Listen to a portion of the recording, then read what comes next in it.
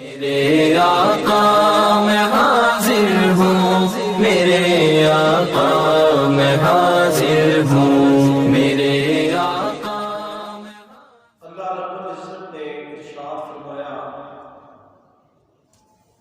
انک لعلی خلق عظیم،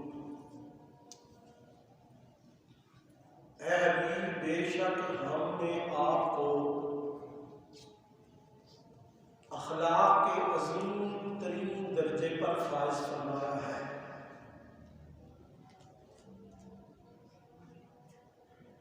نبی مکرم علیہ السلام کا اخلاق قرآن ہے۔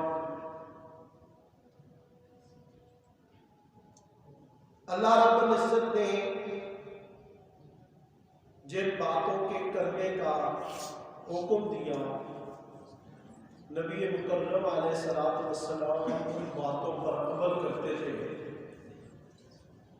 اور جن چیزوں سے اللہ رب العزت نے منع فرمایا ان تمام باتوں سے رکتے تھے۔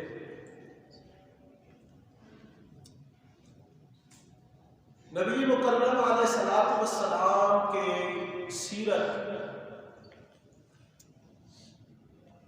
آپ کی سیرت کی اگر جامع معنی تعریف ایک عبارت میں کی جائے تو وہ آیات قرآن ہے، اور اگر قرآن کریم کو بشریت میں ڈھالا جائے، بشریت میں عمل کے لیے ڈھالا جائے، تو وہ پیکر مصطفیٰ بنتا ہے۔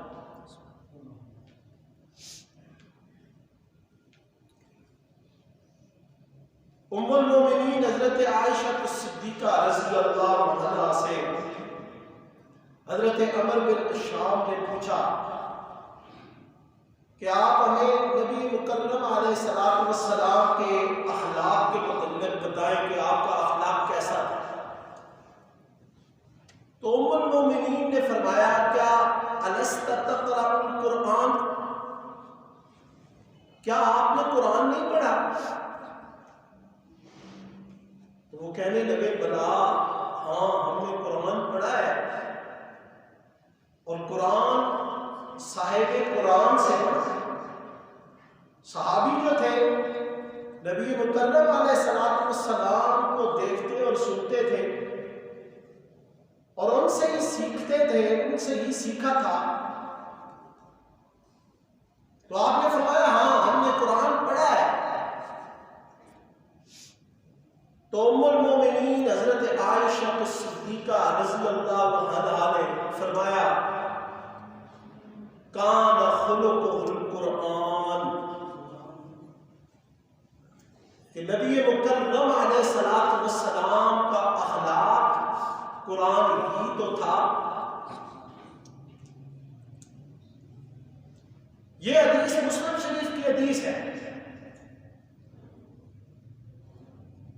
کہ اللہ رب العزت نے قرآن میں جن چیزوں کے کرنے کا حکم دیا، نبی علیہ السلام ان تمام باتوں پہ عمل کرتے تھے،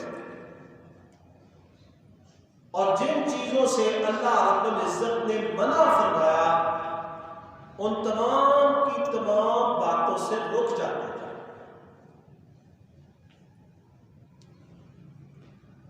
اللہ رب العزت نے سورۃ الاحزاب میں یہ ارشاد فرمایا لَقَدْ كَانَ لَكُمْ فِي رَسُولِ اللَّهِ أُسْوَةٌ حَسَنَةٌ، البتہ تحقیق تمہارے لیے اللہ کے رسول کی زندگی میں، زندگی کے ہر عمل میں بہترین نمونہ، یعنی نبی کریم صلی اللہ علیہ وسلم نے اپنی زندگی میں جو بھی عمل کیے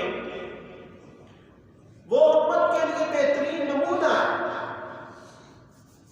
کہ آپ کی اتباع، آپ کی اطاعت کر کے وہ اللہ کی जन्नत के मुस्तहिक हो गए। मेरे आका मैं हाजिर हूँ, मेरे आका मैं हाजिर हूँ।